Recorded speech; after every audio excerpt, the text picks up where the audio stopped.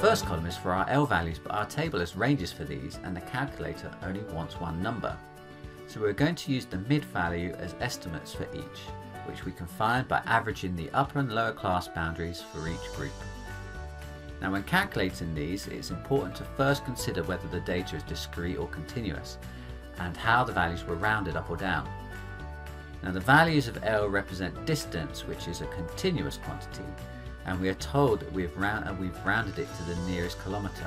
So the first group, 10 to 12, actually represents all the values of L between 9.5 and 12.5 kilometres.